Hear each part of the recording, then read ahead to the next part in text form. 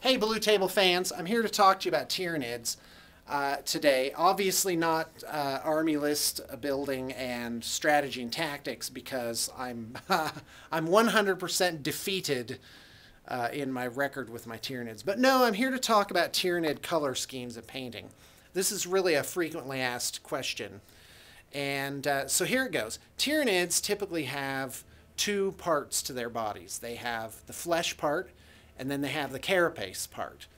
There is a third part, which is the muscle splits that are in their arms and legs and their weapons, where you see, kind of an ovoid-looking, opening there, and there's striations of muscle or whatever it is.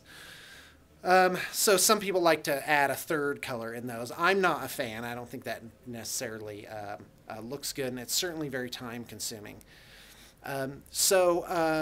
Good color schemes for Tyranids are ones where there's a contrast between the carapace, that's the armored shell parts, and the flesh parts. So the types of contrast you can have is light-dark contrast. You can also have warm-cold contrast. That's not really as good. And you can also have color contrast. Now, color contrast, that's the hardest one really to pull off. Quite frankly, I think you need to be thinking mostly about a light-dark contrast. So what I found is it's usually better to have light skin and a dark shell. For some reason, that just seems to bring them out more. But you can go for dark skin and a pale shell, like maybe a bone-colored shell. That's something that you see quite a bit of. Now there's now if you're going to do a color contrast, because even if you do a light dark, you still have to do a color contrast and pick which colors you're going to use. So you have to be careful because usually you don't want to use things perfectly diametrically opposed. Like you wouldn't want to have pure red skin and pure green shell because that would be the Christmas nids. But what you might do is like with my my mesa nids, you do I did like a park green shell and a sort of purplish khaki skin, which would be kind of a warm red color. There's definitely a a warm cold contrast on those, and so I'm very happy with how my Tyranids turned out. Another thing to consider is whether it's natural or not. So, because you do want the Tyranids to look organic.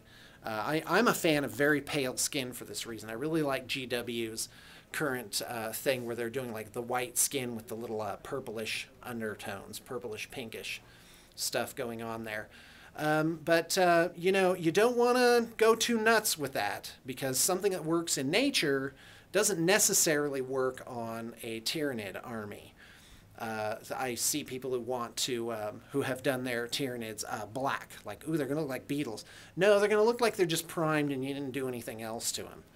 So you have to be careful with the old black carapace thing.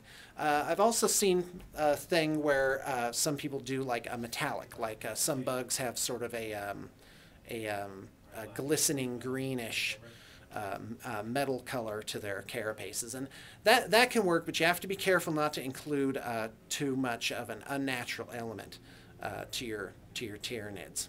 So that's really all I got to say about painting or color schemes for Tyranids. Just an